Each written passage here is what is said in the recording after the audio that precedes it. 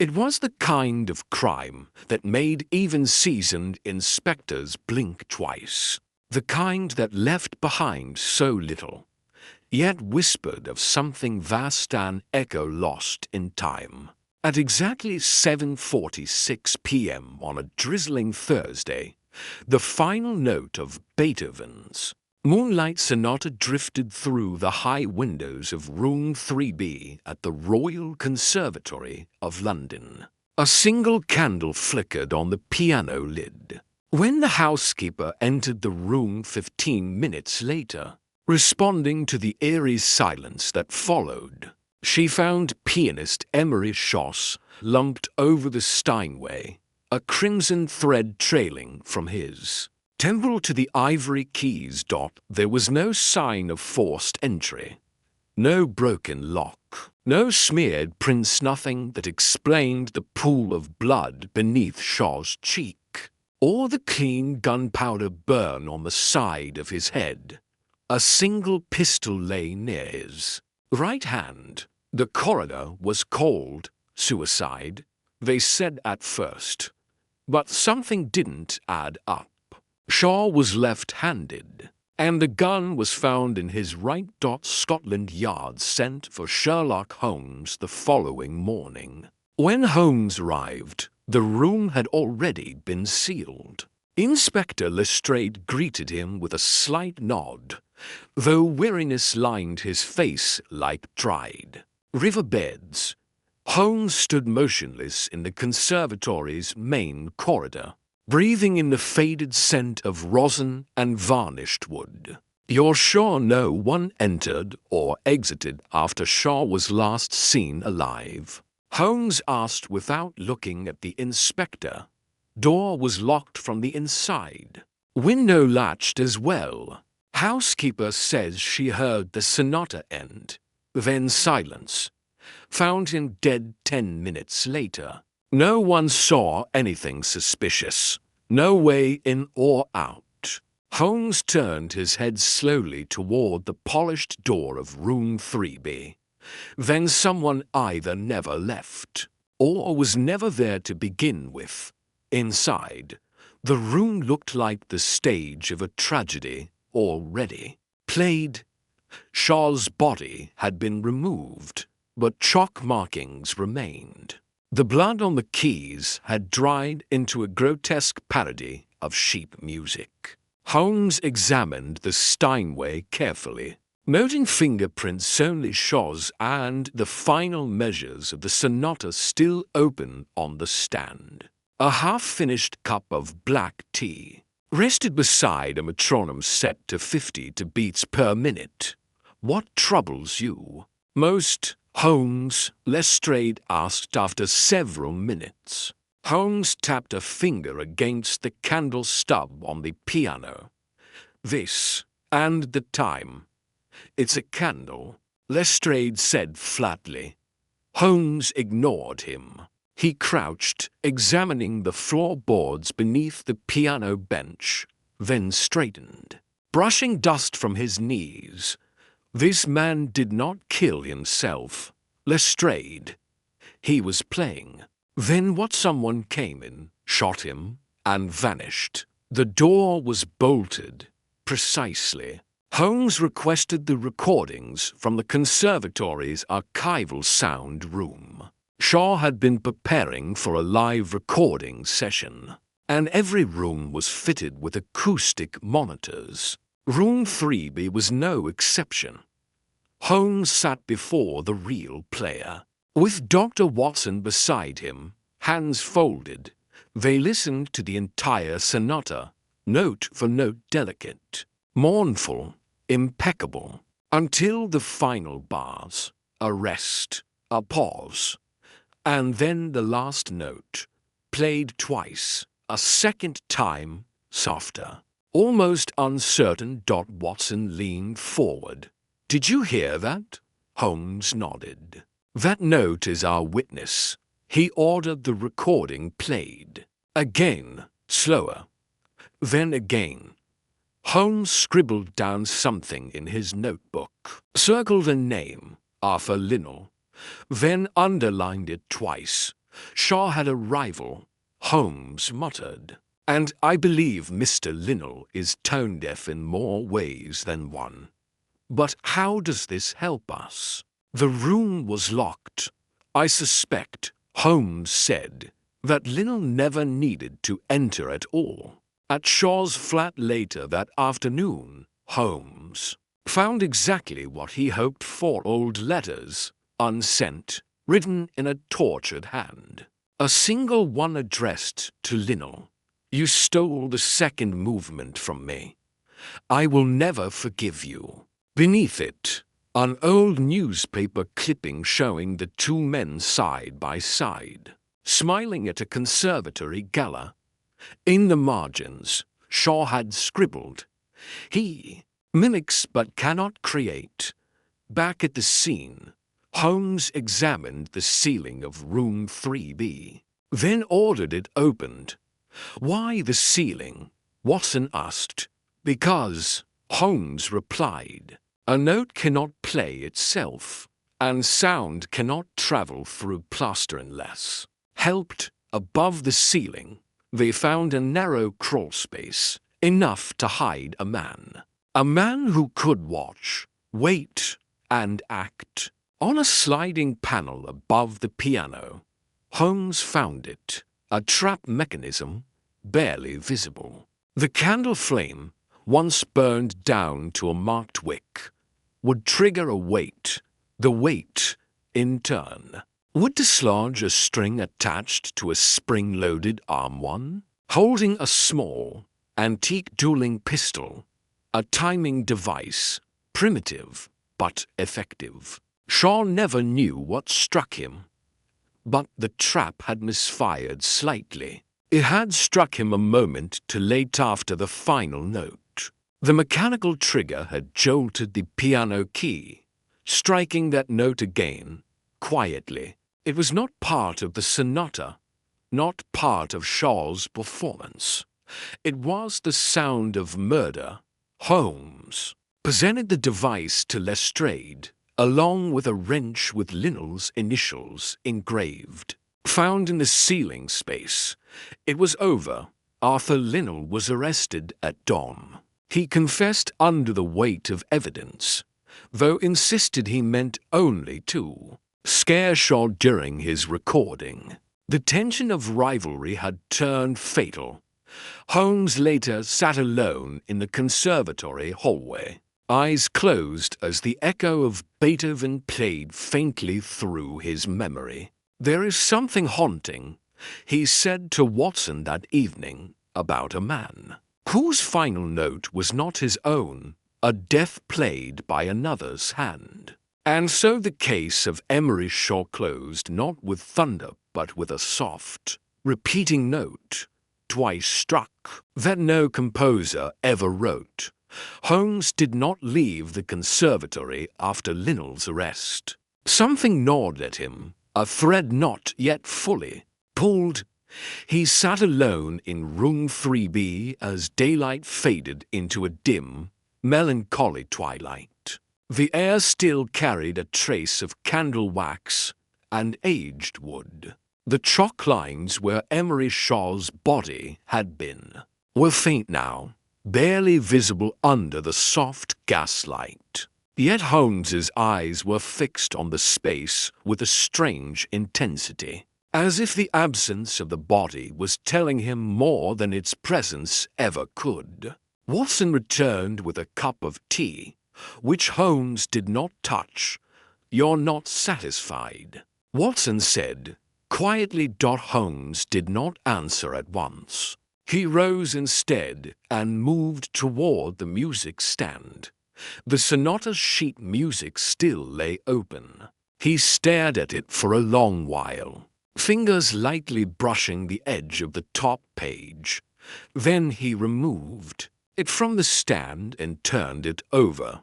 "Do you see this, Watson?" "Paper," Watson replied dryly. "Sheet music." "Yes," Holmes murmured, "but not Shaw's." He flipped to the corner and held the page up to the light. Barely discernible was a small embossed monogram R.L. Robert Lansing, Watson asked, frowning.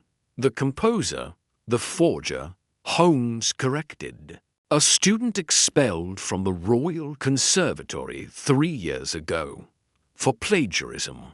This is one of his reproductions, accurate, meticulous, but always signed in code. Shaw never used copied scores. He composed from memory. Watson's brow furrowed, so it was planted, precisely, but not bilingual. Holmes strode to the grand piano, lifting the fallboard to expose the keys. He leaned in, squinting at one of the blood-stained ivories. With a handkerchief, he gently wiped it clean. Beneath the red smear was a faint streak of something else entirely, a glimmer of gold dust. Holmes straightened with sudden clarity. Watson, where is Lestrade? In the hall, I believe. Fetch him, and send word to detain Arthur Linnell. He is not to be released, but he's not alone in this. When Lestrade arrived, puffing with irritation, Holmes met him with that same cool focus that always put the inspector slightly on edge. There is another, Holmes said. Linnell may have set the mechanism, but someone else was in this room afterward. Someone who cleaned it too carefully, who placed a false score, and who attempted to mask a far more dangerous truth. Lestrade raised an eyebrow. Who? Holmes didn't answer. He was looking again at the metronome, the same one they had all seen. But now he opened its base with a quick twist, revealing a folded velvet cloth hidden within. On it, nestled carefully, were two things: a gold tuning fork engraved with a serpent identical to one Holmes had seen before in the possession of a particular instructor, and a shard of stained glass. Holmes examined it, then looked slowly to the west-facing window, the one behind the piano. It was opened. Impossible, Lestrade said. It was locked when the housekeeper entered. Locked again, yes, but opened just before. The window was fitted with leaded panes, a rare blue-tinted pattern, unique to the old chapel wing. This shard matches that design. Someone used it to enter after the shot had been fired, or more precisely, to check that it had. He turned sharply to Watson.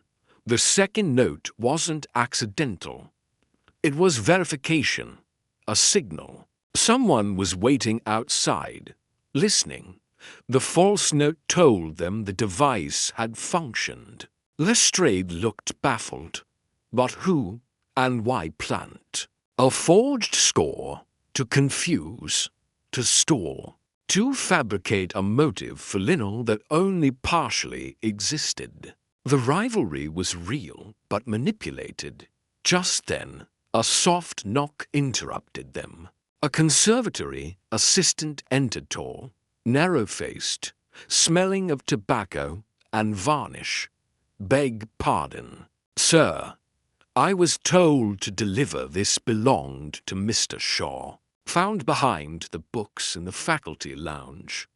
He handed Holmes a slim leather journal.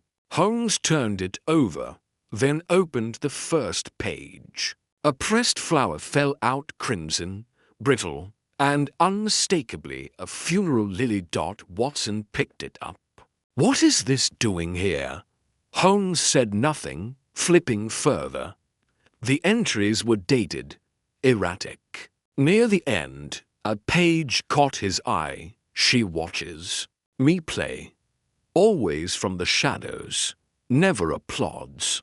But when I play her music, she smiles. She says I play it better than she wrote it. Who's she? Watson asked, voice low. Holmes closed the journal slowly.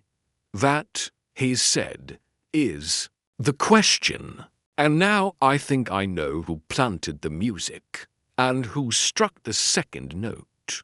Lestrade was about to speak when Holmes held up a hand. No more tonight. I need to see the garden outside this window in daylight, and I must speak to Professor Dervaux in private. I believe he knows exactly who we're looking for. Lestrade scowled. You think it's someone on staff? I think, Holmes said quietly, that Emery Shaw wasn't just murdered.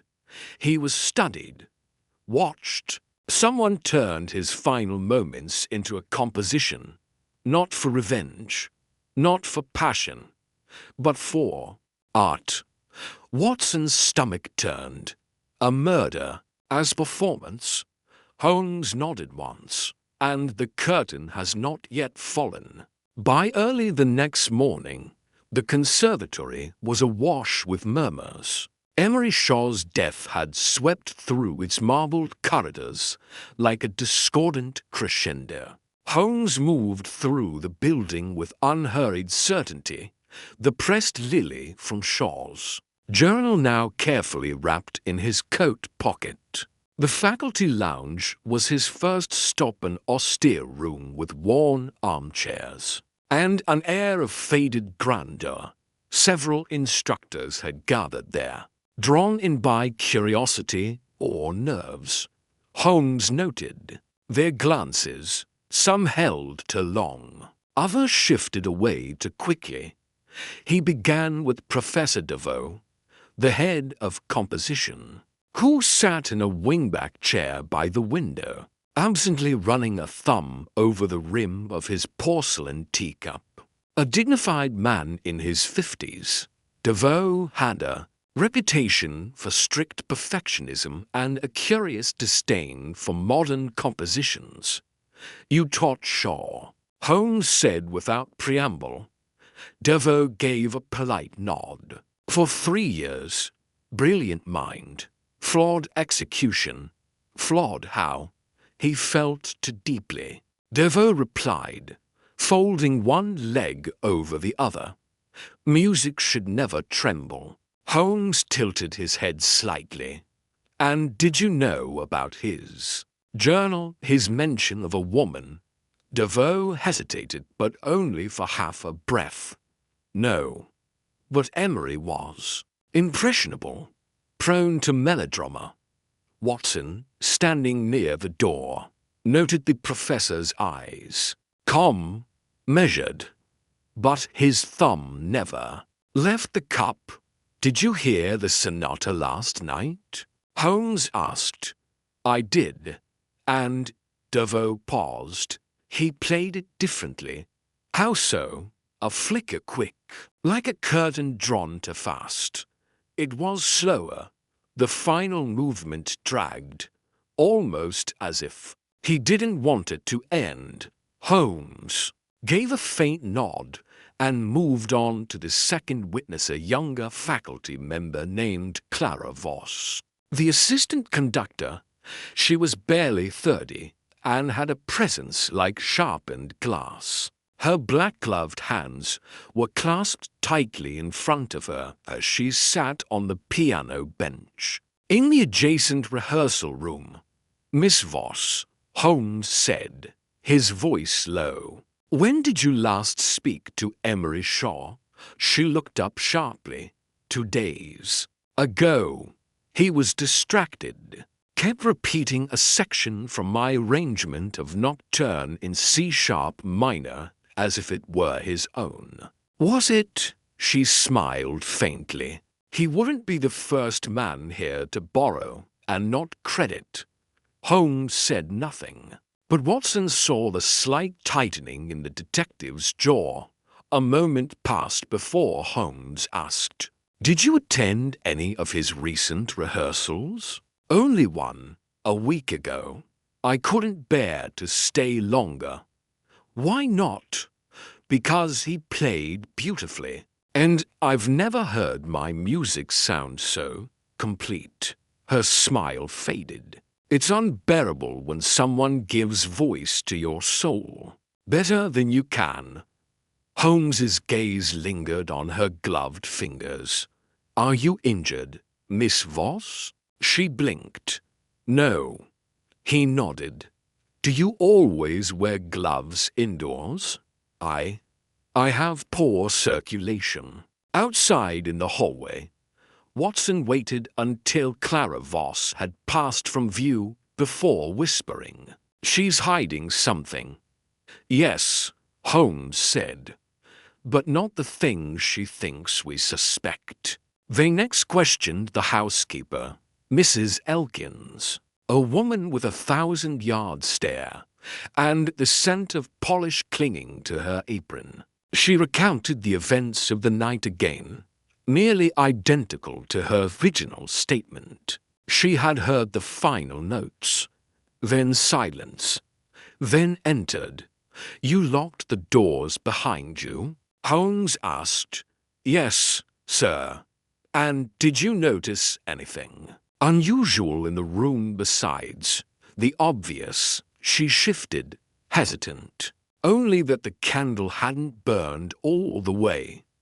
It always does when he plays that sonata. I cleaned the wax. Holmes narrowed his eyes. You're certain? Yes, sir. He'd lighted at the first note, and by the time the sonata was done, it'd be gone. Watson glanced at Holmes, but it was still burning when she found him, which means, Holmes said softly, that the piece had not ended. The mechanism misfired early. He turned back to the housekeeper. Did anyone ever visit him while he practiced? No one was allowed, she said quickly, except once. Holmes's silence urged her on. Miss Voss.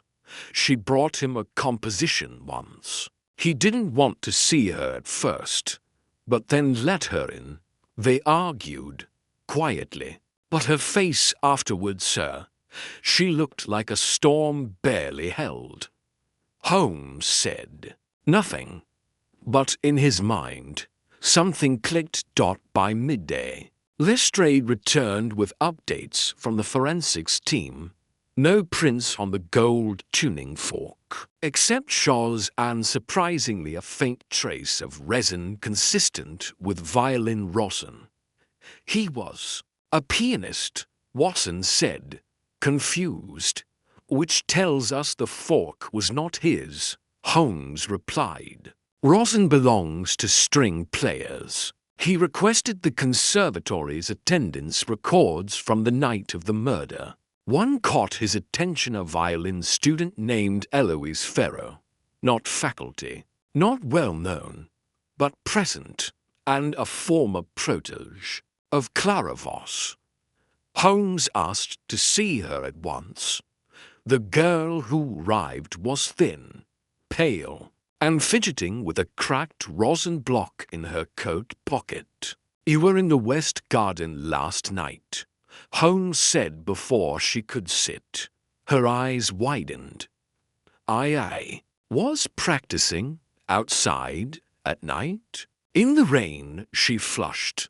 I didn't want to disturb the others. Yet you heard Emery Shaw. Her voice dropped. Yes. Did you see anyone near the window? She hesitated. No. But I heard something after the shot. What did you hear? She looked down. Footsteps. Not from the hallway. From above. Holmes's eyes sharpened. You're certain? She nodded. Outside.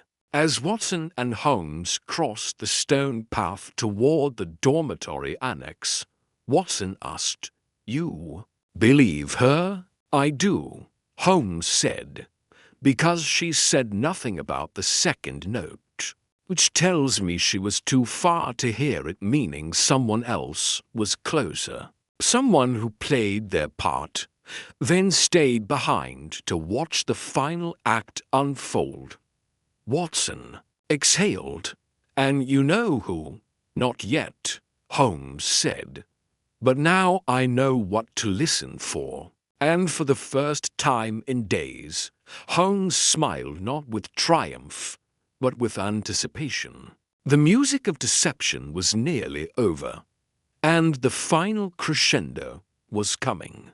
The afternoon sky dimmed under a curtain of low clouds as Holmes and Watson returned to the conservatory. The once familiar corridors now felt like the passages of a grand illusion, each face, each room, each silence holding the weight of concealed truths. Every word spoken since Emery Shaw's death had become a note in a composition, written not in music, but in motive. In the small study where Holmes had asked to be left undisturbed, he laid out a series of pages across the desk. Each bore a name, a timeline, and a motive, though none alone painted a complete picture. Arthur Linnell, the rival, the man with the supposed motive of jealousy. But Linnell's confession had come too readily, too eagerly, as if he were resigned to playing a role written for him, a man of fragile ego. Yes, but not of cold precision. He'd built a mechanical device, but had not returned to the scene. That much Holmes believed. Clara Voss, the brilliant assistant conductor, ambitious, enigmatic. She had reason to despise Shaw. He had stolen something precious from her. Her music, her voice, perhaps more. Yet her bitterness had shape, not sharpness. She wanted recognition, not retribution. Still, she'd worn gloves to hide something. Holmes made a note to examine her score's music. After all, was a language of its own. People bled into their compositions. Professor Devoe, the traditionalist, unimpressed by Shaw's emotive flair, a man who saw feeling as a flaw. Holmes had seen in him a particular distaste for the unpredictable. Shaw had been exactly that. But Devoe had no opportunity, no presence near the scene, and his words, while cutting, lacked the bitterness of vengeance. Yet Holmes could not quite banish him from the constellation. Eloise Ferro, the student, too slight for suspicion, yet often it was the quiet ones who moved like shadows. Her admiration for Clara Voss ran deep, perhaps too deep. Loyalty, when warped, could become dangerous. If Clara had even hinted at betrayal, Eloise might have acted to protect her mentor's pride. But again, no proof. Only a fragment of sound and fear. Holmes stood abruptly and turned to the large blackboard he'd commandeered earlier. He drew two circles, one for the plan, one for the execution. Someone designed the performance, he muttered, but someone else played the finale. Watson stepped forward.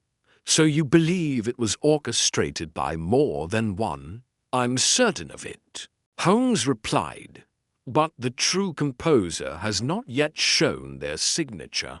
A knock at the door pulled them from their thoughts. A junior staff member entered hesitantly and handed Holmes the brown envelope. The registrar's office. Sir, you asked for faculty contracts and recent withdrawal letters. Holmes thanked him absently and opened the envelope. Inside was a folded letter of resignation dated 3 weeks prior. It was from Clara Voss. She resigned, Watson said in surprise. But she's still here. Holmes read the final paragraph. Aloud, I no longer find artistic alignment with the conservatory's values. I have accepted a private offer to develop a series of original compositions abroad. No mention of Emery, Watson said. No need, Holmes replied. She left before he died but then stayed. That suggests unfinished business, or perhaps sabotage delayed. His eyes flicked toward the pages. But why stay hidden, unless she had something to protect? He turned to Shaw's recovered journal again. One of the entries stood out now with greater clarity. She says I play her music better than she wrote it. Holmes stared at those words. He wasn't mocking her. He was honoring her. He was in love with her music. Perhaps with her. Watson leaned forward. But that would mean she wasn't his enemy, Holmes said. Not at first. And then he saw it. A faint connection he had overlooked. In one of the archival performance programs, from a year prior, tucked into the registrar's envelope memory, Shaw had performed an original arrangement titled Elegy in Smoke. Composer listed, Clara Voss. Holmes drew in a breath. That piece was never published, yet it appears in his journal multiple times, and the opening bars match the motif he played during his final week. He was trying to preserve her legacy, Watson said slowly, but she thought he was stealing it. Holmes nodded. She misread his devotion as theft. That's the tragedy. And perhaps someone who wanted her to believe it fanned the fire. He went back to Devoe's statement. He felt too deeply. Music should never tremble. An old man's dismissal or a warning. Holmes sent for Professor Devoe at once. The man arrived with his usual composure, but his eyes flicked to the table, to the music, to the envelope, to the blackboard. Too many glances into shorter time. Tell me, Professor, Holmes said smoothly, were you aware of Miss Voss's resignation? I was, Devoe replied. I approved it. And her connection to Shaw? Devoe's mouth tightened. Regrettable. I cautioned her against allowing admiration to become entanglement. Did you also caution her against publishing? The question hung in the air like a low, humming chord. She was unready, Devoe said after a beat. Her music was passionate, but rough. Shaw sought to elevate it. I feared he would ruin her. Holmes's voice turned softer. Or perhaps he would prove she no longer needed you. Devoe's eyes narrowed. She was my student. Yes. And when she surpassed you, you made sure she never knew it. Devoe stepped forward sharply. I have done nothing wrong. Then explain this, Holmes said, holding up the broken tuning fork, found above the ceiling, engraved with your family's seal, and coated in violin rosin. Devoe froze. You didn't kill Shaw, Holmes continued, but you knew about the trap. You let Linnell build it. You let Clara believe Shaw betrayed her, and you ensured her music remained unpublished. And if I did, Devoe's voice trembled for the first time. She would have been consumed by it. He would have devoured her genius and spat out the scraps. I preserved her. No, Holmes said coldly. You preserved your control. He turned to Watson. Bring Clara Voss. She deserves the truth. Moments later, Clara entered, pale and guarded. Holmes said nothing at first, only set the program and the journal before her. She opened it with trembling hands. Then silence. A long, breathless silence. Finally she whispered, He wasn't stealing from me. No, Holmes said. He was celebrating you. She looked to Devoe, her mentor, her gatekeeper. You lied. Devoe's composure cracked. To protect you. Her hands dropped to her sides. No, to protect yourself. She walked out without another word. And Holmes, quietly, closed the casebook. The motive had never been jealousy or greed or rage. It had been something far more dangerous, the fear of being forgotten, and the crime, a symphony of misread intentions, had cost a man his life and nearly silenced a woman's voice forever. The candle had burned down at last, its wax forming a smooth disk on the polished top of the grand piano. The shadows in room 3B were longer now, slanting in like judgment through the west windows. Clara Voss was gone, escorted quietly by the conservatory's dean to her quarters. Under Holmes's request, Professor Deveau sat in silent disgrace, still too stunned to protest as Lestrade's men led him away. Not yet arrested, but clearly disarmed by the collapse of control he had long mistook for care. For the first time in days, the conservatory exhaled. By evening, the papers had caught wind. Mentor turned manipulator in Shaw's tragic end. One headline declared, the tone was conclusive. To conclusive, Lestrade, as always, was eager to claim victory. Seems we've untangled the knot, he said, adjusting his coat and brushing a speck of lint from his lapel. As he joined Holmes in the conservatory's lower corridor, Deveau may not have pulled the trigger, but pushing Linnell to it and covering it up. Afterward, that's conspiracy in my book. Holmes stood by a glass display case of antique instruments, watching his reflection rather than the inspector. So you believe it ends with Deveau? Lestrade frowned. You don't. Holmes turned, slow and precise. No, Deveau was a man who feared irrelevance. He manipulated Clara. Yes, he suppressed her music. Yes, but he didn't build that device, and he didn't choose that particular night. Linnell did. Lestrade said Linnell constructed the mechanism. Holmes corrected. But who activated it? Who timed it to the sonata's final note? The inspector hesitated.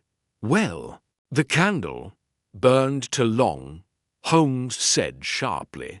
Remember what Mrs. Elkins told us. The candle usually finished by the last bar. This time it hadn't. That alone proves the mechanism fired early. So how, then, was the trap triggered in advance of its timer? Lestrade blinked. Are you saying? Holmes gave a faint, bitter smile. That the trigger wasn't mechanical at all. He walked slowly toward the practice wing, hands behind his back. There is something that has bothered me from the beginning, Watson. That second note, the one played after Shaw's final chord. We assumed it was caused by the trap misfiring. But what if it wasn't the trap? What if someone touched the key? You mean someone else was in the room? Briefly, perhaps unseen, perhaps only just out of sight. Someone who knew the mechanism had fired early and needed to make sure. It seemed like it had worked as planned. That note wasn't an accident. It was a cover. Watson followed, troubled. But if not Deveau, who? Holmes said nothing. He had reached the rehearsal hall now, where several students still practiced, trying to move on from the events of the past few days. But one seat was conspicuously empty. Eloise Ferrers. Holmes returned to the archive room, requested again the performance recordings of Emery Shaw's final week, and began a meticulous process of listening, comparing tempos, counting rests. timing the length of the candle burn against the recorded duration of each session. And then, near the bottom of the stack, he found it, a single rehearsal labeled private session. Shaw, Voss, if the date matched a time when Clara Voss had claimed she'd stopped working with Shaw altogether. The track began with a warm-up C-sharp minor, then modulated. There was another violin voice, hesitant at first, then steady, Eloise. The piece they played was not Clara's. It wasn't Shaw's either. It was something new, something composed together. Watson leaned over. She said she wasn't close to him. She lied. Holmes whispered. He pulled the archival ledger. There, in delicate ink, practice room reserved, Shaw Voss, Ferro, nocturne study, private. So it wasn't merely admiration. It was partnership, perhaps something deeper. He sent immediately for Eloise, but she could not be found. Her dormitory was empty, her belongings gone. Only a broken rosin block remained on the windowsill, crushed into the sill as though by a trembling hand. The glass beside it was smudged not with fingerprints, but with the faint trace of wax. She was in the ceiling, Holmes muttered. She was the one who played the second note. Watson stared at him. But why? Holmes turned slowly. Because she needed it to look like a clean suicide. Because she was in love with Shaw and he, perhaps, was not in love with her. But that would mean she knew about the device, perhaps helped Linnell refine it. Perhaps she even suggested it. All of them believed they were using it for different reasons. Devoe to frighten Shaw away from Clara, Linnell to frighten a rival, Clara to gain her voice back. But Eloise alone had no intention of letting him walk away. Watson's mouth went dry. She triggered it manually, with her hand, and then pressed the key to make it look like the mechanism had fired. Holmes nodded once, and now she's gone.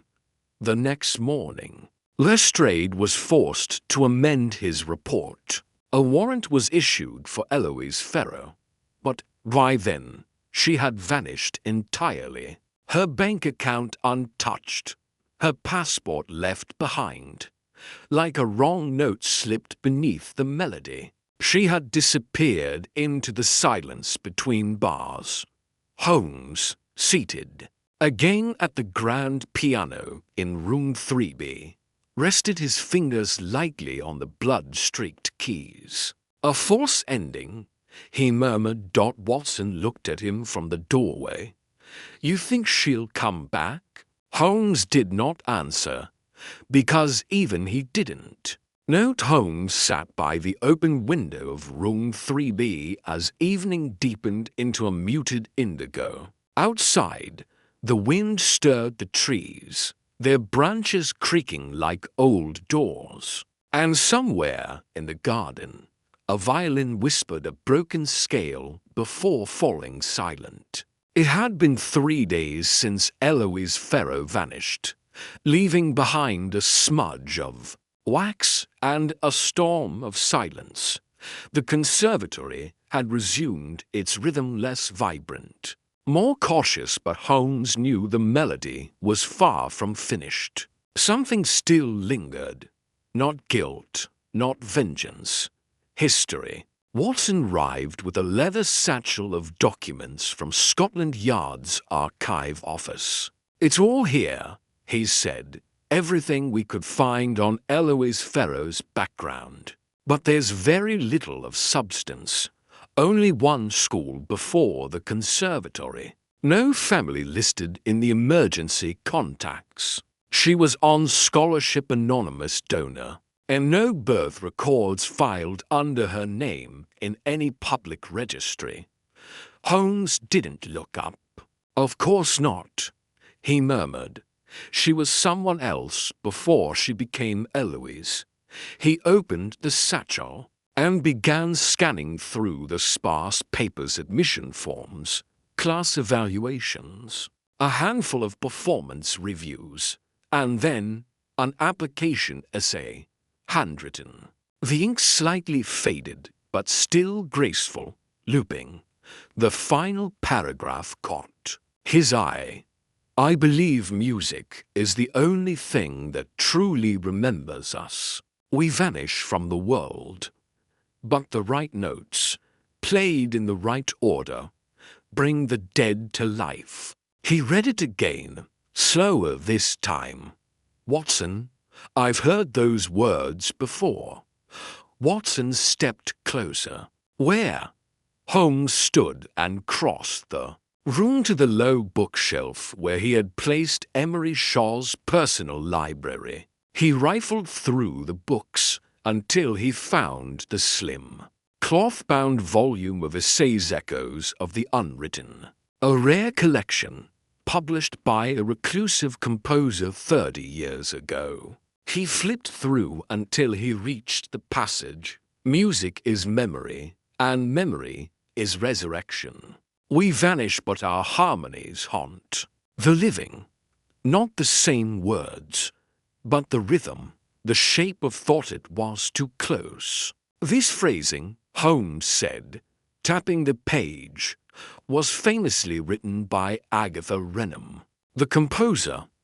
Watson asked, surprised. "But she died years ago. Didn't she vanish mysteriously?" Holmes nodded. "Disappeared after a disastrous premiere. Her son drowned in a river days before. She was never seen again." Watson frowned. "But what does that have to do with Eloise?"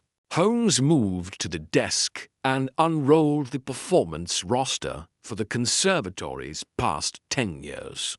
"Because Agatha Renham had a daughter, born under a different name, removed from the public eye after the tragedy. I remember the article. The girl was said to be musically gifted." He traced his finger down the list. "Their Eloise Ferro."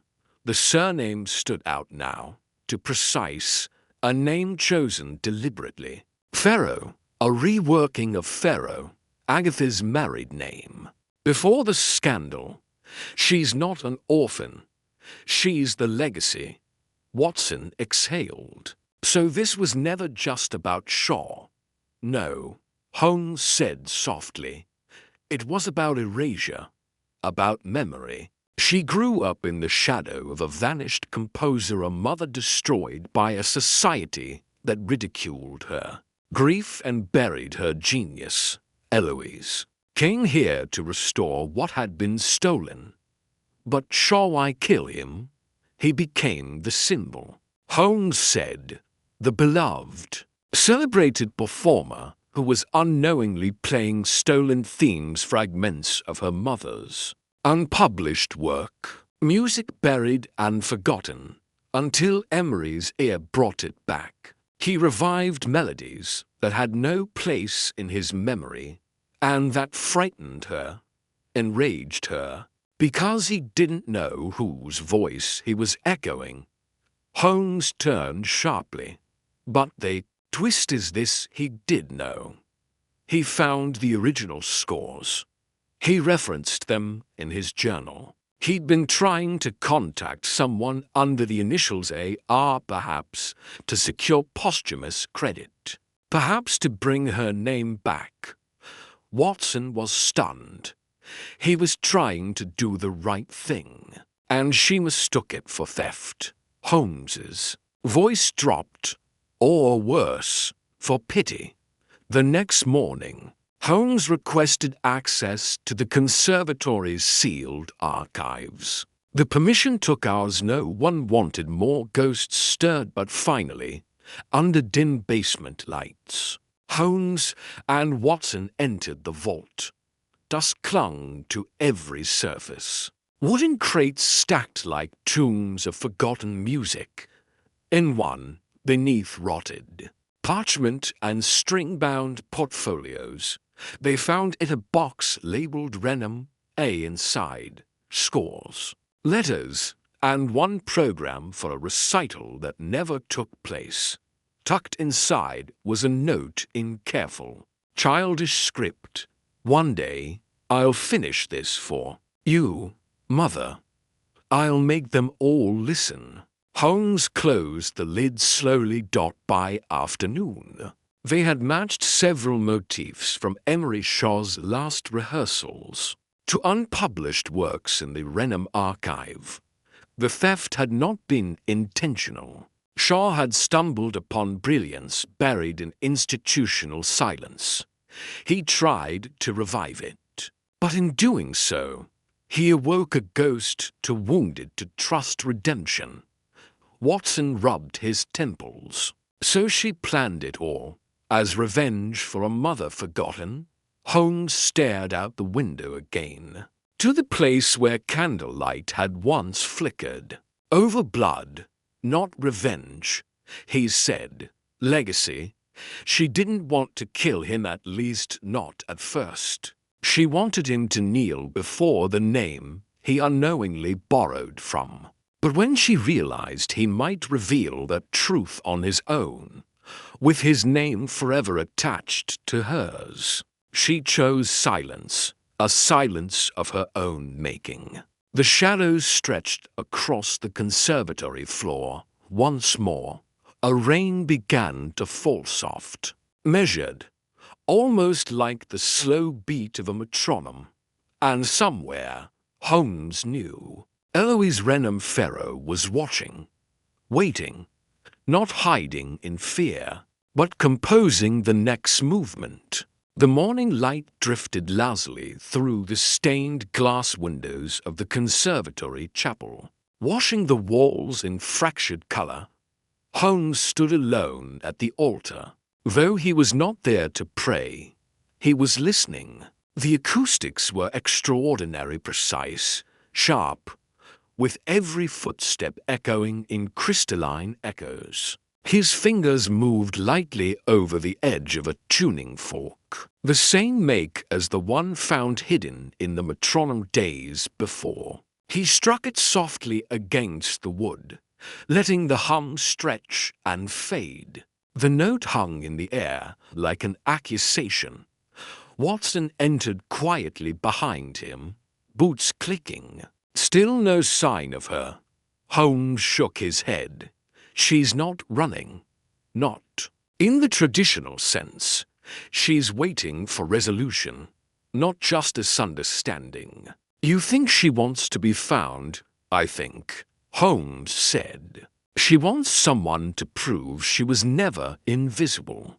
He turned and moved down the aisle, gesturing for Watson to follow. "The conventional approach has failed. She's too clever, too careful. But even the clever make mistakes when they believe themselves unseen.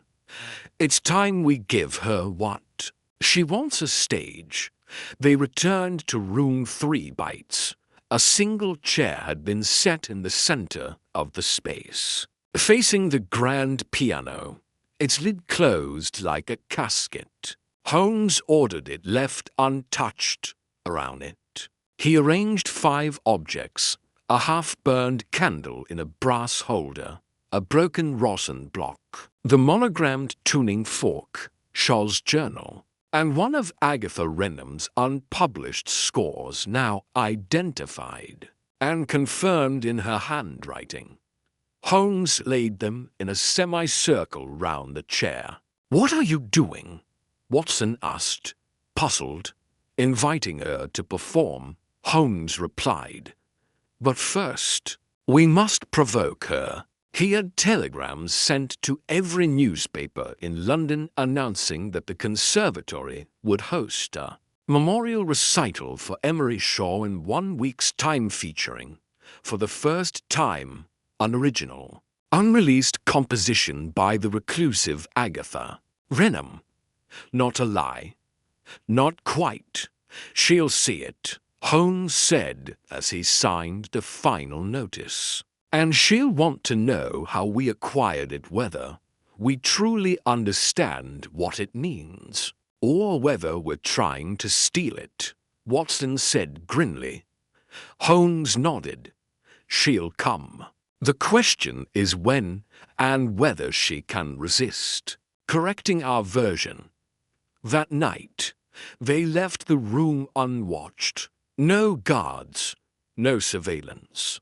Just silence and shadow dot at 2:03 in the morning. A faint creak was heard from the garden entrance. Holmes, watching from a concealed alcove off the hallway, waited until he saw the figure slender, hooded enter the conservatory and step into room 3B. She moved with familiarity, not fear. She approached the piano and laid something down. Holmes stepped out and spoke softly. "Eloise." She didn't flinch. She turned slowly. "You used her name," she said, "in public." "I had to. You left too many questions behind." She said nothing, but her hands twitched at her sides. Holmes glanced toward the piano. On the music rack was a single page, handwritten in precise notation. "You couldn't bear to see it published wrong," he said. "So you brought the correction." Eloise looked away. "It was never meant to be played by someone like him." Holmes stepped forward, slow and unthreatening. And yet he was the only one who heard her. "No," she said, her voice sharper now. He heard what he wanted. A tragic woman. A victim. And then he buried her under his own brilliance. He was going to give her credit, Holmes said. He had already contacted a publisher, one who specialized in recovering lost works. Her name would have been on the cover. She faltered.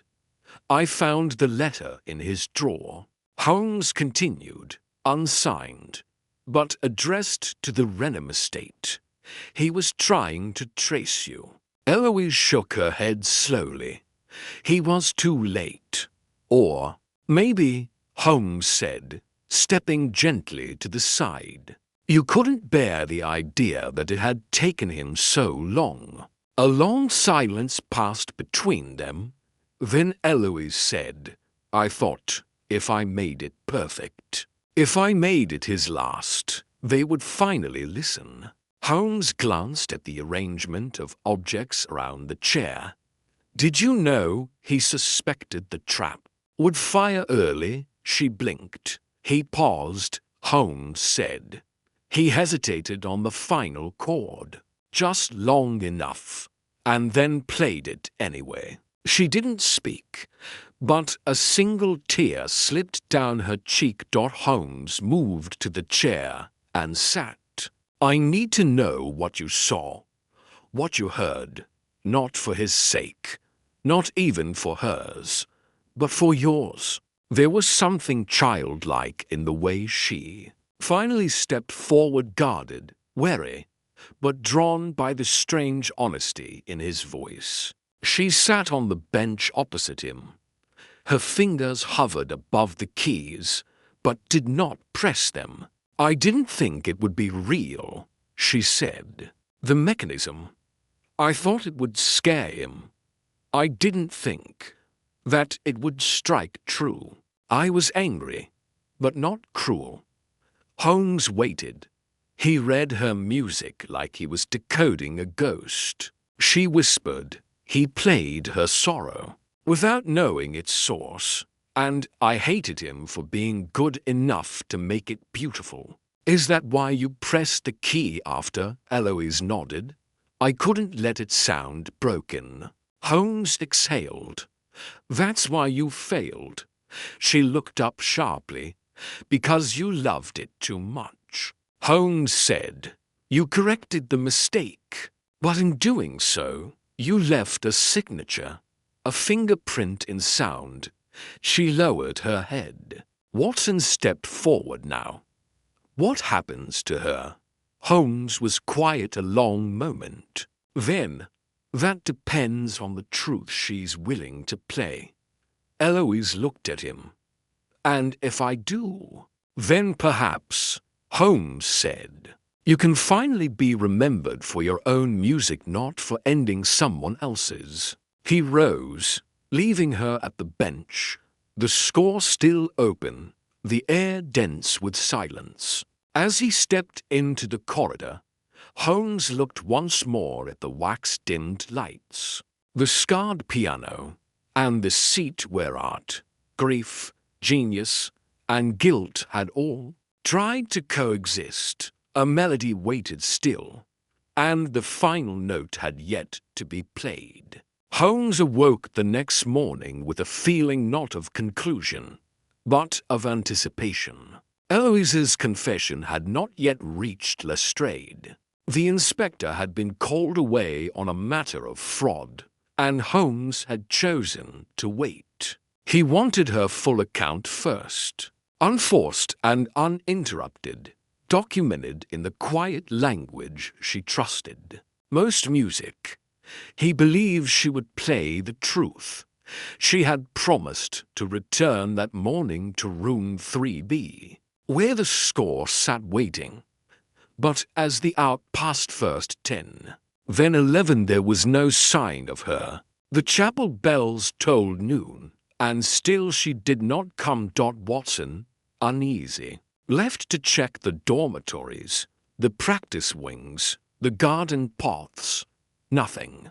Her room had been vacated again, as if she had only been passing through.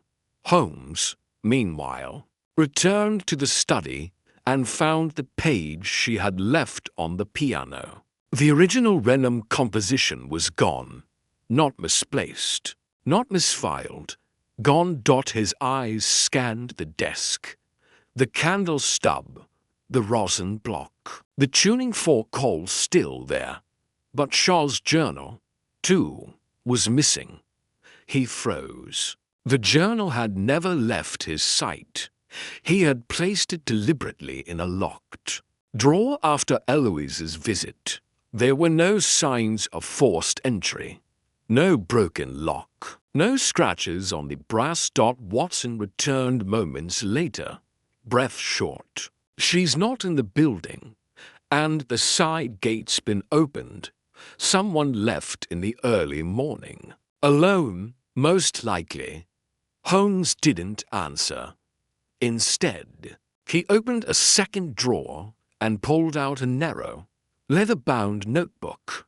Inside were notes he had kept throughout the investigation, sketches, annotations, theory margins, and a list of all items related to the case. He ran a finger down the page.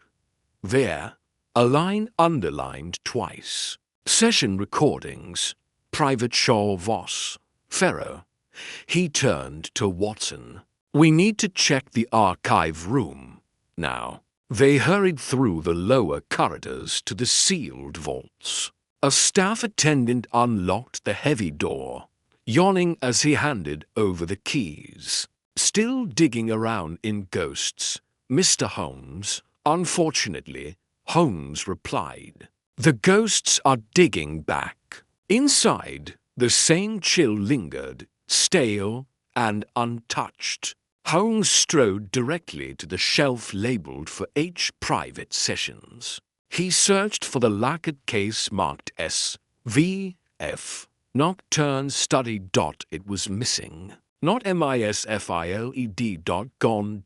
A rising hum in his mind, quiet, but certain. Someone else had been watching. Not Eloise. Someone with access, with caution. Someone who knew exactly which threads would unravel the entire fabric. Watson checked the logbook. Last entry was 3 days ago. No one signed. Incense. Holmes stared at the ledger. Then someone didn't use the front door. They returned to room 3B, this time not as investigators, but as men retracing vanished steps. Holmes examined the window frames, the floorboards, even the underside of the piano lid. He was calm, but something in his eyes had shifted gone. Harder, colder dot at last, in the hollow where the tuning pedal reached beneath the instrument's belly. He found it, a small fleck of wax, fresh, not from the old candle, from a new one, burnt recently. Someone was here last night. Holmes murmured, after we left. You don't think she came back? She wouldn't have stolen from herself. He stood. No. This was meant to erase her. Watson followed his gaze. You think someone is trying to destroy the case? No. Holmes said quietly. They're trying to rewrite it. He moved to the tuning fork again, inspecting its handle. The engraved sigil, worn and faded, still matched the mark used on Professor Devoe's instruments. Holmes had initially believed it came from the professor's personal collection, but now he noticed something odd. The balance was off. To light. He placed the fork on the piano's wood and struck it. It didn't hum. It's a decoy, he whispered, a replica, meant to lead us astray. Watson stepped back. Then who planted it? Holmes's face was unreadable. Someone who wants the guilt to stay where it's convenient. They returned once more to the faculty wing, this time with a different name in mind. Clara Voss. She'd been quiet since Devoe's arrest. Almost. Too quiet. Refusing interviews, cancelling her classes, retreating into privacy under the guise of grief. Holmes requested her presence in the conservatory's reception salon.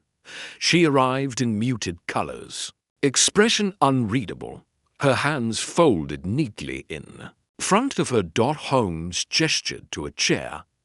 I want to ask you something, Miss Voss. Why didn't you take back your resignation? She blinked.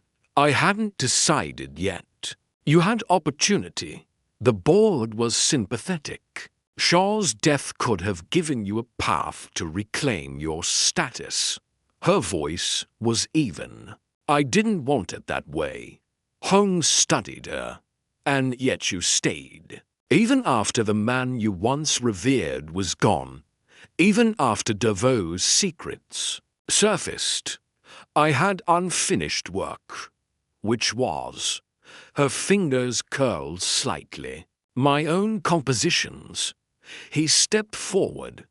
You knew Eloise was Agatha Renham's daughter. That cracked her composure for just a second, barely a tremor. No, I suspected she was talented, but I didn't know. And if you had known, Clara didn't answer. Holmes turned. The journal is missing. The Renham score too. The archive tape gone. Evidence that would prove Emery Shaw was trying to bring Agatha's name back into the light. She was still. You loved him once, Holmes said. But he chose music over loyalty. And you perhaps afraid his legacy would outshine yours chose silence. She stood. I think this conversation is over. Holmes looked at her for a long moment. I do too. She left, and the air behind her felt strangely hollow. Watson stepped closer. Do you think it was her? I think she didn't light the fire, Holmes said. But she may have helped snuff it out. A silence followed. Then Watson asked, What do we do now? Holmes turned toward the empty piano. We listen. If someone is stealing the truth, they'll want to replace it with something else. And that, my friend, will be the sound we follow. The case was no longer about guilt. It was about erasure. And someone was composing a lie. The air in the conservatory had changed. Holmes felt it immediately upon re-entering the corridor the next evening, a subtle charge in the stillness, like the final breath before a storm. He moved slowly, acutely aware of each creak beneath his feet. The building no longer held the quiet of grief it pulsed now, with the tension of something unfinished, something waiting. Watson joined him outside room 3B, where the door hung slightly ajar. "I thought this was locked," Watson said. "It was," Holmes murmured. He pushed it open. The room was dark, but not empty. A faint glow pulsed near the floor, a lantern tipped on its side. Beside it lay a pale hand. Holmes moved swiftly, kneeling to turn the body gently. It was untorn linen. The technician's throat had a deep bruise pressure, not a blade. A red line cut across his cheek, shallow but deliberate, as though meant not to kill, but to mark. His eyes were open in shock, lips parted. On the floor beside him was a torn scrap of paper. Holmes picked it up and scanned the jagged ink. One note. Too many. Silence was safer. Watson knelt beside him, stunned. "He's dead." Holmes placed two fingers at the man's neck. Waited. Yes, roughly an hour. A beat of silence passed. Who would kill him now? Watson asked. He'd already confessed to building the device. Holmes stood slowly. Confession is not knowledge, not the kind that matters. His gaze swept the room. Nothing looked out of place. The piano was still shut, the objects on the table untouched. But something felt altered, off-key. He walked to the windows and checked the ledge clean, then to the lamp still warm. But when he leaned in, he noticed something strange. The floor beneath Linnell's body had scuff marks, two sets of shoes, one smaller than the other. He struggled, Holmes said, but not much. He knew his attacker. Eloise? Holmes hesitated. Too soon to say. Lestrade arrived within the hour, his face tight with frustration. Another one. What the devil is happening here, Holmes? I thought we were done. We were never done. Holmes replied, only silenced. He turned to the inspector, eyes sharp. This was a warning. Whoever killed Linnell wanted him quiet, but they also wanted us to see it. The body, the message, the deliberate positioning, its performance.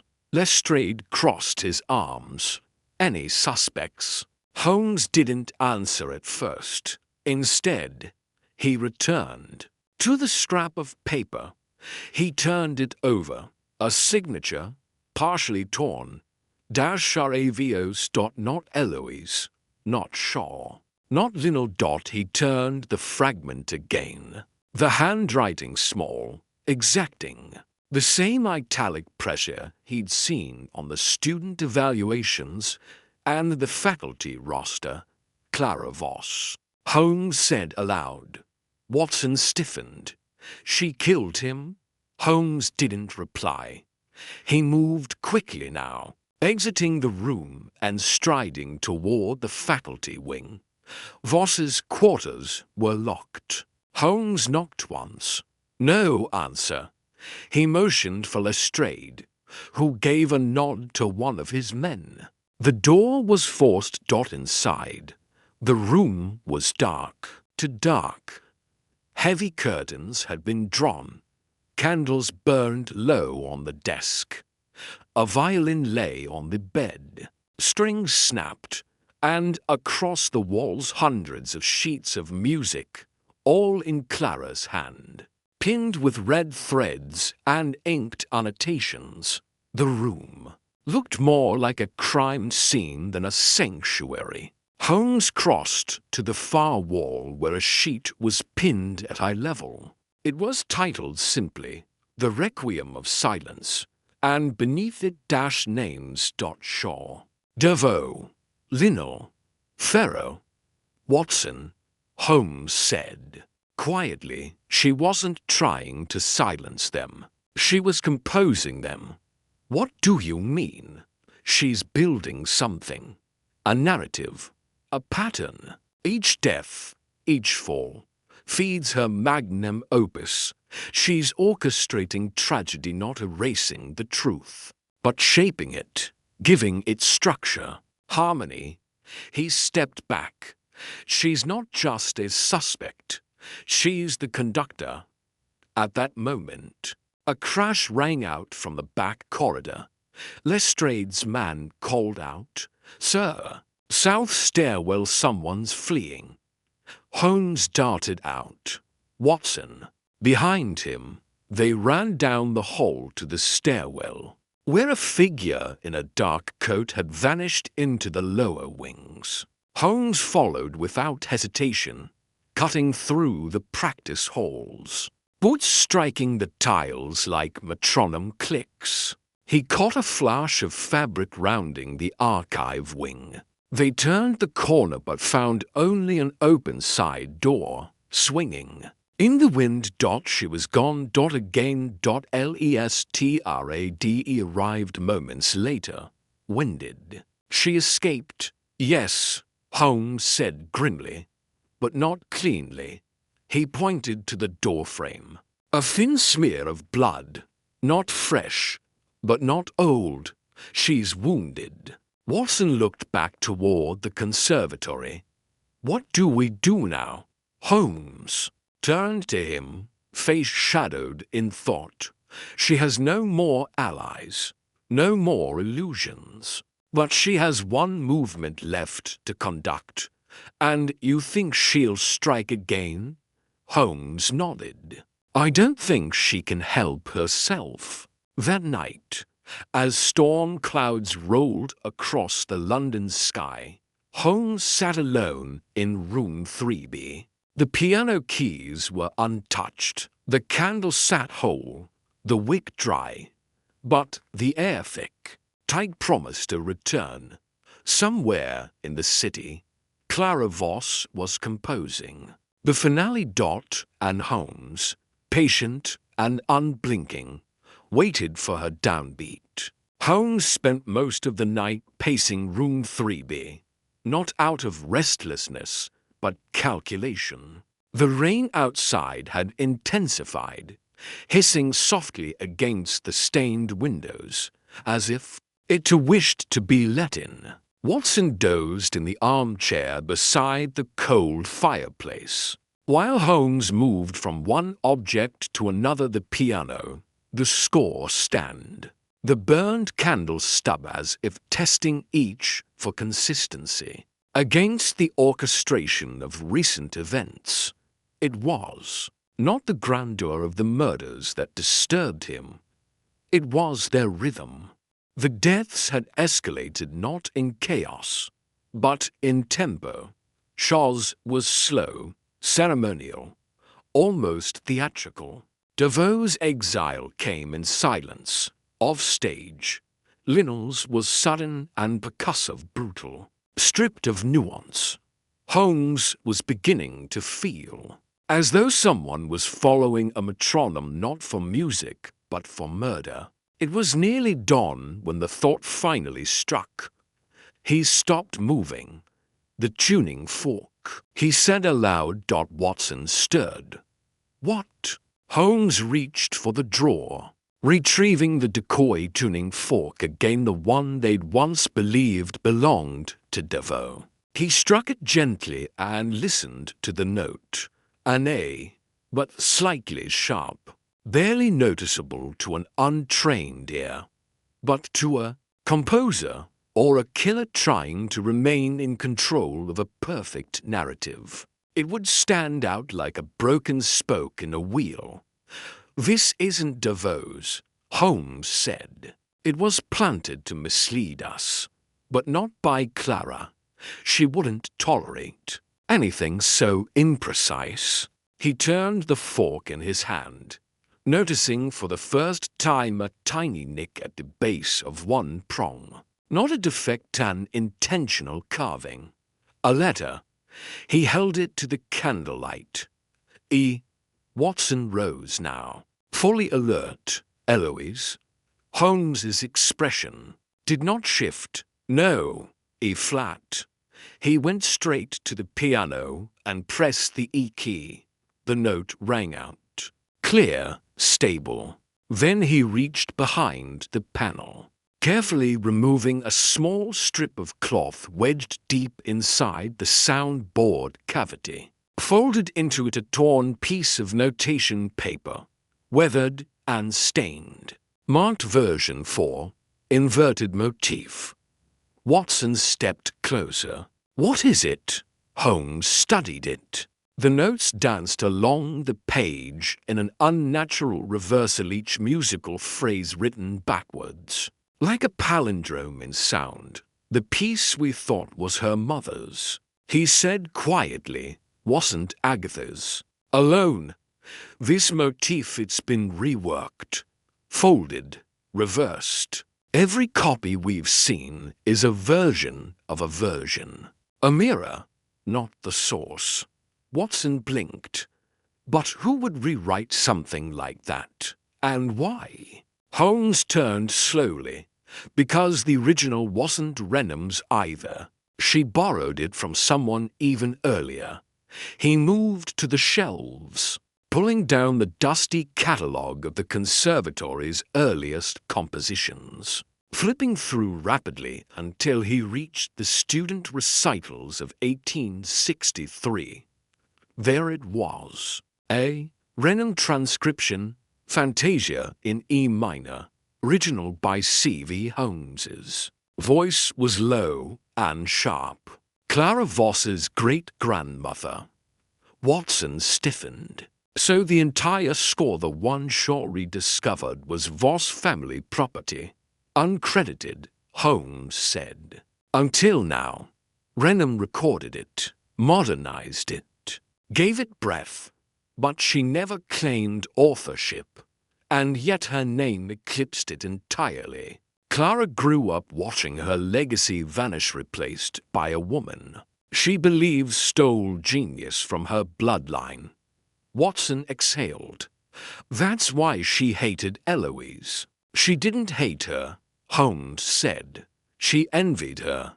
Eloise was not only the heir of Renham's music, she was unwittingly the keeper of Clara's ancestral echo. Every time she played, she reawakened the injustice Clara could never voice directly. He stepped away from the piano and paced slowly. Clara believed that by killing those who misused the music or ignored its origins, she could reclaim it. But she had to be clever. Devoe was exiled through scandal. Shaw, murdered under the guise of homage. Linnell, eliminated before. He could reveal Clara's obsession with the archive recordings. Watson frowned. But how do you know this version, this motif, was meant as a clue? Holmes turned the scrap over. On the back was a single line in Clara's hand. Legacy survives only when truth is inverted. The meaning was now clear. She knew someone would find it. She couldn't leave it above ground, it would have betrayed her too soon. But she also couldn't resist crafting a trail. Just obscure enough to feel intellectual. Just haunting. Enough to feel just. Watson nodded slowly. So what now? Holmes moved to the desk and began to write. We announce a second recital. Another discovery. We claim to have found a previously unheard composition in Shaw's own hand, one that we'll debut at a public gathering tomorrow night. The Requiem of Silence. Watson's eyes widened. Her final piece. She'll come, Holmes said, because it's not finished. because it belongs to her, and because the last thing she can tolerate is someone else playing the final note outside. The storm had passed. The morning sun filtered through the clouds in slats of gold, catching dust motes mid-air like suspended ash. The trap was not built of wire or bait. It was built of truth, turned upside down. And the music Holmes knew was far from over. The night of the recital arrived like a storm that had been brewing for weeks, dark skies heavy with rain. The distant rumble of thunder matching the rapid beating of Holmes's own heart. The conservatory had been transformed for the occasion, its grand hall filled with the low murmur of a crowd, eager to witness the unveiling of what was promised as a rediscovered masterpiece. Journalists, music critics, and curious patrons of the arts mingled beneath the high arches, their voices carrying an edge of excitement mixed with unease. Holmes and Watson stood near the back, their eyes scanning every face, every movement. Among the sea of attendees, Holmes spotted a familiar figure, Clara Voss, seated in the shadowed gallery, her posture rigid, her gaze fixed on the closed piano lid like a hawk watching prey. She wore no mask tonight, no pretense of grief or detachment. Instead, there was a rawness about her, as if the recital itself was her final act. A reckoning she both dreaded and embraced. The lights dimmed. A hush fell over the audience. Holmes's gaze remained steady on Clara, whose fingers were clasped tightly in her lap, knuckles white. The pianist took her place, a young student from the conservatory, and began to play the opening notes of the Requiem of Silence.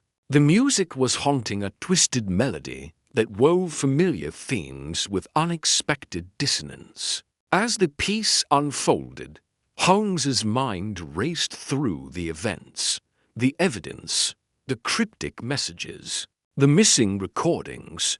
This was not just a musical composition, it was a confession, a narrative laid bare in sound.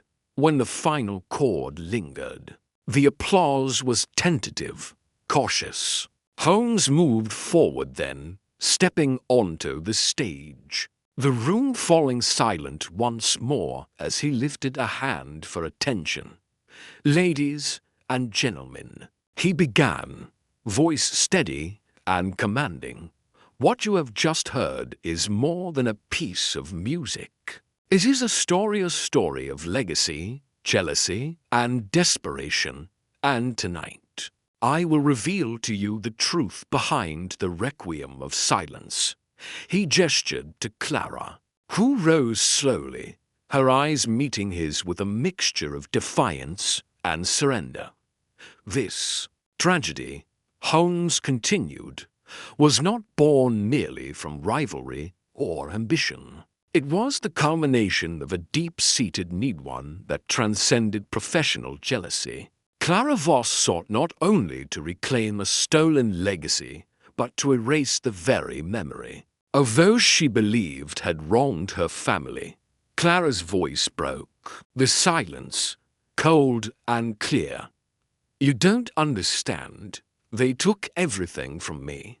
My family's name, our history. I had no choice." Holmes nodded. "But your choice was to orchestrate death, to silence voices rather than let the truth be heard.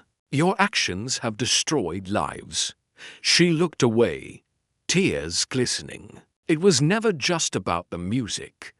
It was about being seen, being recognized. In a world that refused to look beyond the shadows, the audience was spellbound, the weight of her confession settling over the room like a heavy fog. Holmes stepped closer. "The music was your language, your weapon, and your prison. But the final note, your last act, was not to kill, but to reveal, to force us all to listen, as the reality of the night's revelations sank in.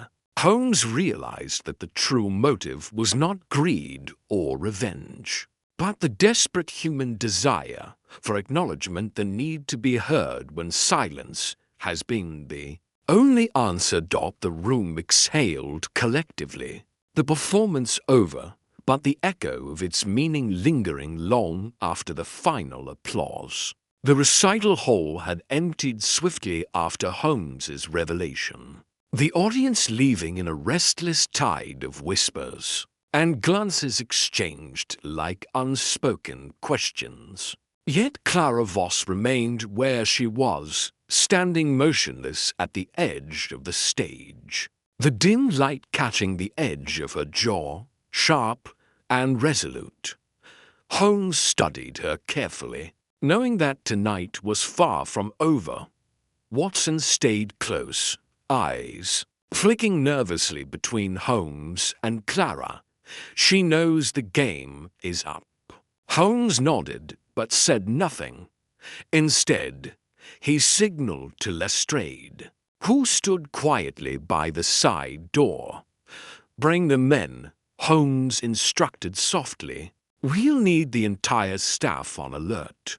The trap was simple in concept, but precise in execution. Holmes arranged for the piano to be moved, ostensibly for tuning and cleaning. But in truth, the instrument was rigged with a concealed microphone and a small, silent transmitter linked directly to a receiver hidden in the control booth. The hall was empty, save for Holmes, Watson, Lestrade, and a handful of officers positioned discreetly behind the curtains and near exits. Holmes's eyes gleamed as Clara re-entered the room, under the pretense of retrieving a forgotten sheet of music. Her footsteps were light but measured, every movement betraying a tension she could no longer hide. Holmes remained seated by the piano, fingers loosely clasped, his voice calm. "Miss Voss, I hope you understand the futility of resistance." She stopped mid-step, her face a mask of brittle composure. "You think you know everything, Holmes, but you don't. You see patterns where there is only chaos. I did what was necessary. I saved the music. And yet," Holmes replied softly, "the music you sought to preserve has cost 3 lives and ruined countless others." Her eyes flashed. "If you had really listened, you'd see that this was never about vengeance or greed. It was about justice." Holmes leaned forward, voice firm but not unkind. "Then tell me, Clara, why kill Anton Linnell? Why silence him before he could reveal the truth?" Her breath hitched. "Because he was going to betray me. He found the archive recordings and threatened to expose my involvement. I had no choice." "You always have a choice," Holmes said. "But instead of confiding, you chose violence." The tension in the room thickened, Clara's jaw tightening as she clenched her fists. Suddenly, a sharp noise, a soft click from the far corner. Holmes's gaze snapped to the sound as Clara's composure cracked for the briefest instant. Before anyone could react, she lunged toward a concealed panel behind the piano. "Stop," Holmes commanded, but she was faster. The panel slid open, revealing a narrow passageway. Clara hesitated, then bolted into the darkness. Officers surged forward, but Holmes was already in pursuit, Watson close behind. The passage was tight and winding, lit only by faint emergency lights that flickered ominously. Holmes's mind raced, calculating distances and exits, knowing that every second counted. At the end of the corridor, Clara paused, breath ragged. Holmes approached steadily. "It's over. Clara, come back with me." She looked up, eyes wild. Desperation etched across her face. "You don't understand what I had to do." The music was never just notes, it was a voice. And now it's silent. Holmes took a measured step closer. "But you are not its voice anymore.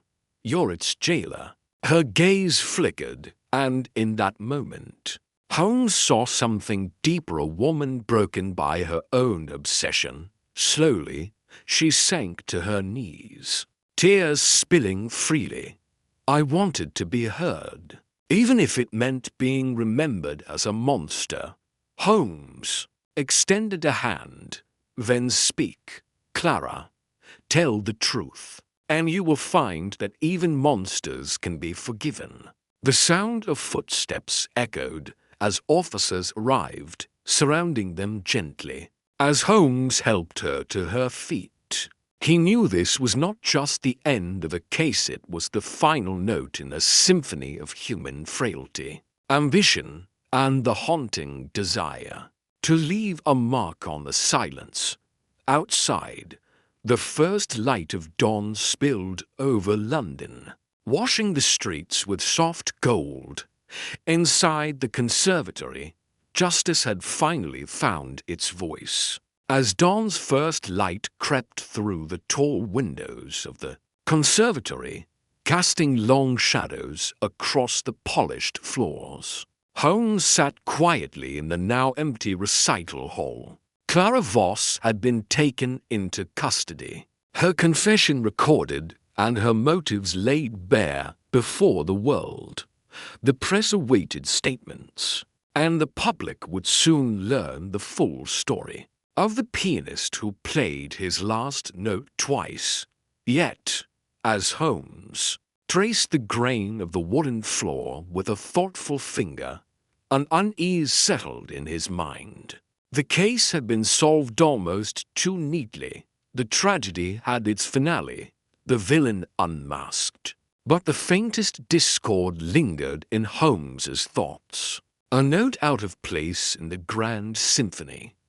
Watson entered, carrying a bundle of papers. "Holmes, I've been going through the transcripts and notes again. There's something about the sequence of events that doesn't quite add up." Holmes looked up, his sharp eyes meeting Watson's. "Go on." Watson spread the papers on a nearby table. "Clara's confession is compelling. Yes, but it omits certain details. For example, the timing of Linnell's murder. She claimed she acted alone to silence him. Yet several eyewitness reports place another figure near the conservatory the night of his death. A figure seen fleeing just moments before the discovery." Holmes narrowed his gaze. "And who?" "No one could identify them clearly, but the descriptions bear an uncanny resemblance to the conservatory's director, Felix Deveau." Holmes's brow furrowed. Deveau?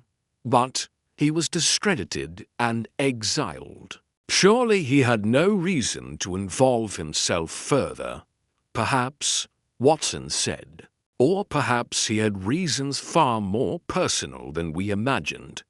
Holmes rose, pacing swiftly to the archives. He pulled from the shelves a collection of letters and documents tied to Devoe's fall. Leafing through them, a pattern emerged: veiled threats, subtle accusations, and a desperate plea for justice. Deveau had once been a celebrated figure, a patron of music. Before his name was dragged through scandal, Holmes's fingers traced a particular letter, marked with a date barely a month before Linnell's death. The letter was unsigned but hinted. at knowledge of a conspiracy surrounding the archives. A promise of exposure unless silence was bought. It seems Devoe was neither victim nor irrelevant. Holmes mused. He was a player in this final movement. Watson frowned. You believe he orchestrated the murders from behind the scenes? Or at least manipulated the players? Holmes replied. He had access, motive, and opportunity. Clara was driven by passion, but Devoe was driven by revenge. The revelation reshaped the entire case. The strings of deceit tangled deeper than before. Holmes felt the old thrill of the chase ignite anew. He summoned Lestrade and arranged for a discreet search of Devoe's last known residence. Hours later, a breakthrough, hidden beneath loose floorboards. A cache of letters and recordings tied Devoe directly to the murder of Linnell and to attempts at framing Clara for all the crimes. Holmes confronted Devoe under watchful eyes. The former director, cornered and weary, met Holmes with cold defiance. You think you've won. Holmes, Devoe sneered. Clara was my pawn. I was the true maestro. I needed her obsession to draw out the secrets while I pulled the strings. Holmes's gaze was steady, and yet your final act is exposure, not escape. Devoe's eyes flickered with a shadow of defeat. Perhaps, but the music will never be silenced. As Devoe was led away, Holmes turned to Watson. The case may be closed, but the echoes will remain. Remember, my friend, that the greatest mysteries are not those of what is seen, but what is hidden beneath the surface. The morning sun fully bathed the conservatory in light now, dispelling shadows and doubts. Yet Holmes knew the quiet after a storm was always temporary. Somewhere in the silence, a new melody awaited discovery. Devoe's rest sent ripples through the city's musical and social circles.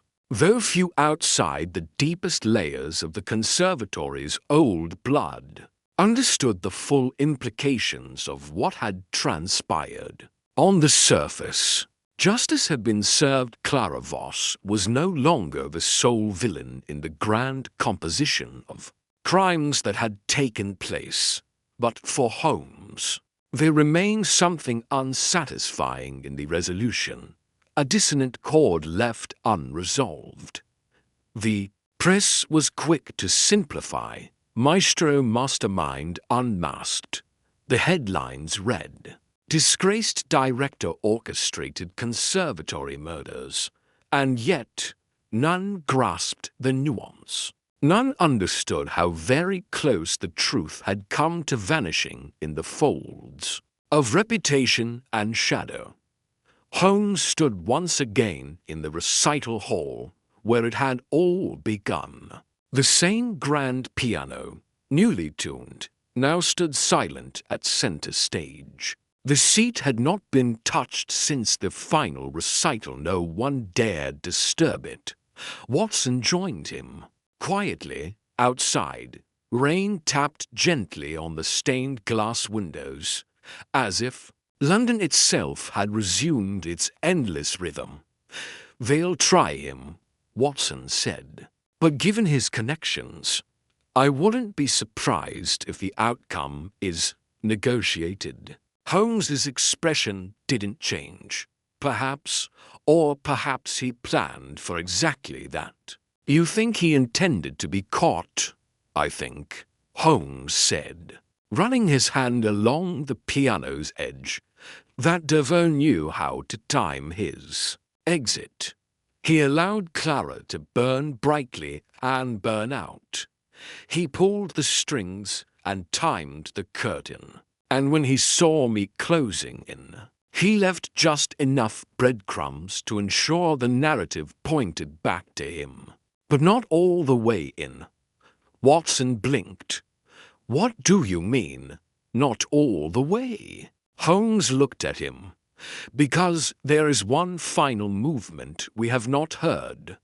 Watson straightened. Wary now. Holmes turned, his voice steady. "When I examined the cash found beneath Devoe's floorboards, I noticed something strange. One letter was dated after Linnell's death, yet discussed its orchestration as though it had not yet occurred. At first, I assumed Devoe had merely erred in dating, but he never erred. He was precise, even in duplicity. That letter wasn't written by him." Watson paled slightly. "Then by whom?" Holmes opened his coat pocket and retrieved a folded envelope, its edges worn. He passed it to Watson. Watson opened it. Inside was a single sheet, the handwriting small and deliberate, yet unfamiliar. "Anton is growing suspicious.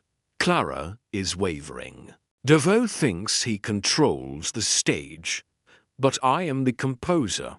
When the time comes, I will silence them all." Watson looked up. "Who wrote this?" "I couldn't be sure until I checked the conservatory's donor registry. The ink used in the note was of a particular formula, rare, antique, imported. Only one individual on the list of patrons had ordered such ink. A minor sponsor, nearly invisible." Watson's voice dropped. "Who?" Holmes's eyes narrowed. "Augustine Renham." The revelation hit like thunder.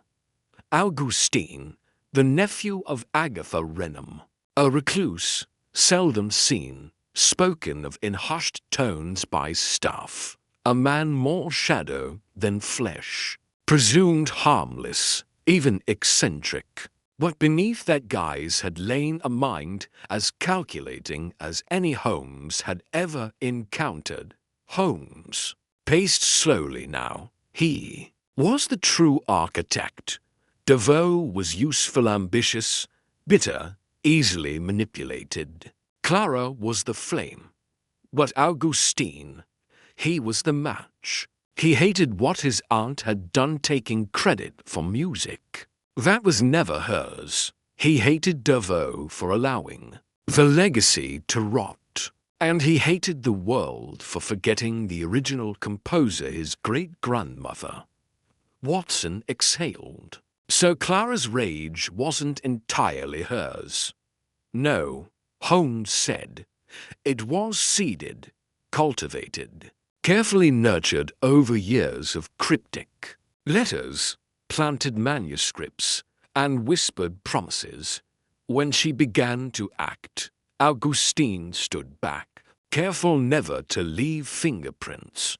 And now, Holmes said, he is gone, disappeared before Devoe was ever taken, likely already, across the channel, if not further.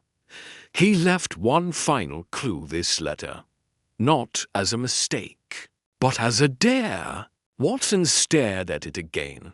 So he wins. No, Holmes said. He survives. There is a difference. They stood in silence, the piano between them. At last, Watson asked, "And what of the music?" Holmes nodded toward the locked cabinet. "Beneath the stage, I've secured every copy of the original composition. Its legacy must be re-examined with truth, not obsession. And the name." Holmes's voice was soft. "It will no longer belong to Renham, nor to Clara, nor to Augustine. It will bear the name of its true composer, Celeste Voss." Watson's eyes lit with understanding.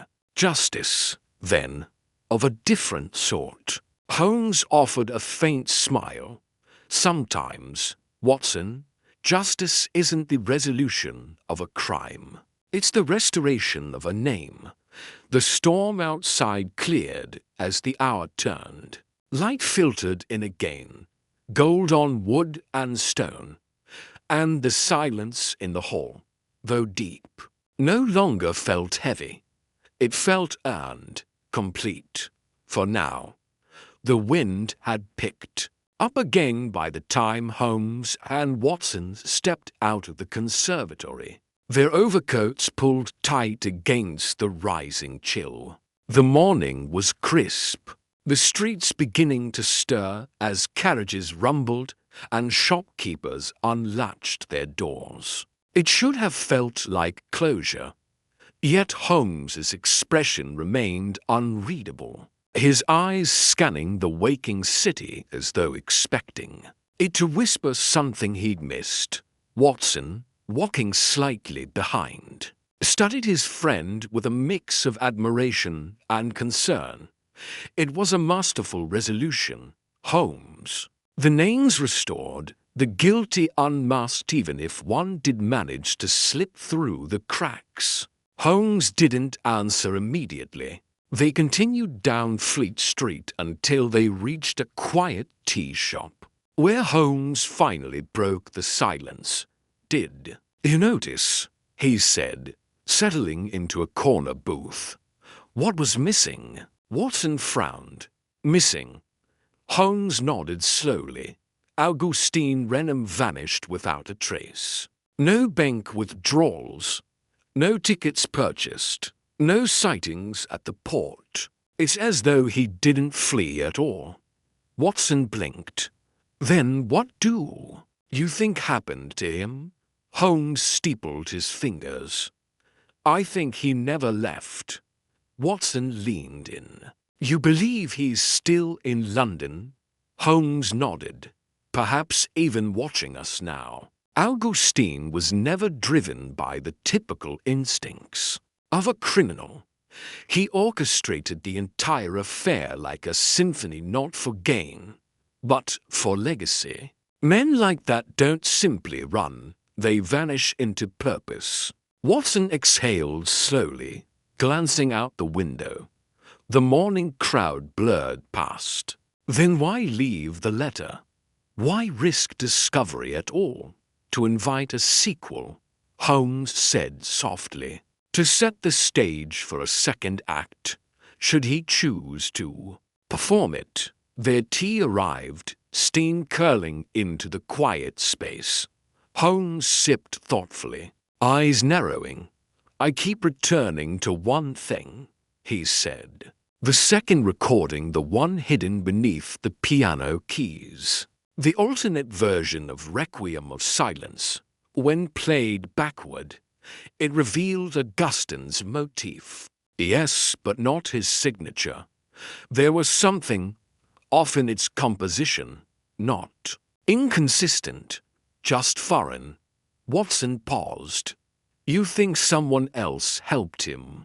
Holmes didn't answer right away.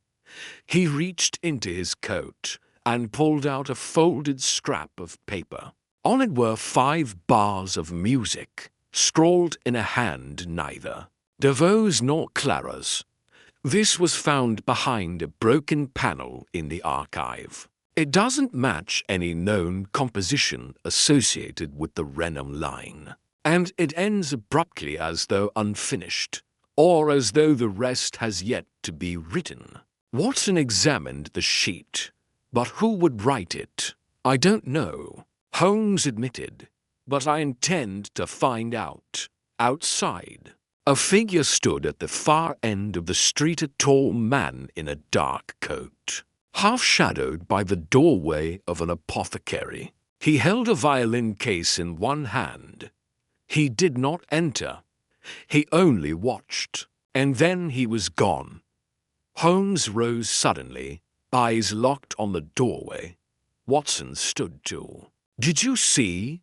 "Yes," Holmes said. "No hat, slight limp, right shoulder lower than the left. That wasn't Augustine, but he knows him." Holmes stepped outside, scanning the street.